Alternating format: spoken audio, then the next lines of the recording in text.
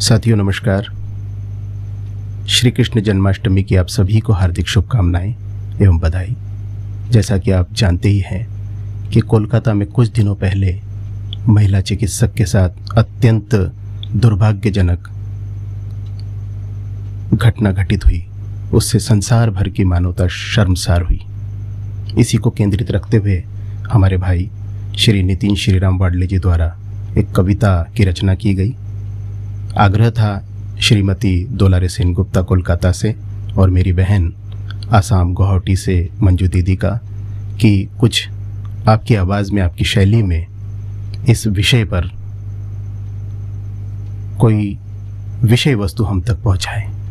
मैंने आग्रह स्वीकार किया और नितिन भाई ने भी सहर्ष मेरे निवेदन को स्वीकार करते हुए उनकी कविता पर मेरी लेखनी को संकलित करने का मुझे अप्रूवल दे दिया गया। आइए मैं संकलित पंक्तियों को आपके सम्मुख पढ़ने का प्रयास करता हूँ।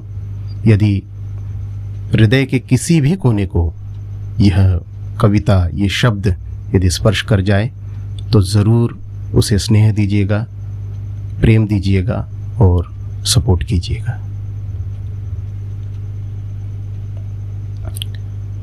कल्पना नहीं सत्य लिख रहा हूं,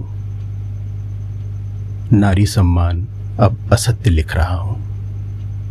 पिता हूं, भाई हूं, इसलिए हे कृष्ण तुम्हारे जन्मोत्सव पर श्रृंगार नहीं आंसुओं से अंतर्द्वंद लिख रहा हूं। बहन के बिना किसी भाई का रक्षा बंधन लिख रहा हूं।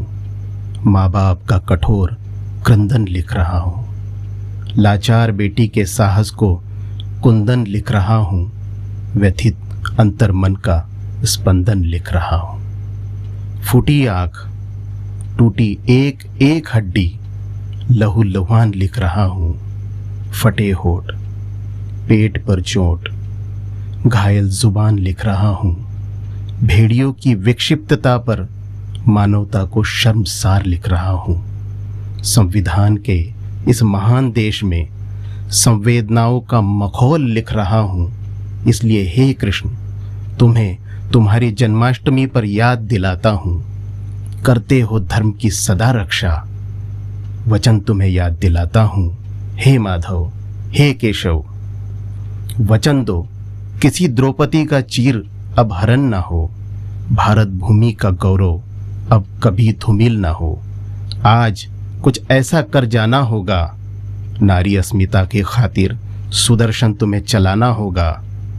हे कृष्ण, हे गोविंद, अब तुम्हें आना होगा। हमारी बेटियों को, हमारी बहनों को आत्मरक्षा हेतु आत्मनिर्भर बनाना होगा। हे माधव, हे केशव, अब तुम्हें आना होगा। हे योगेश्वर, हे परमेश्वर, अब तुम्हें आना होगा। अब तुम्हें आना होगा। अब तुम्हें आना होगा।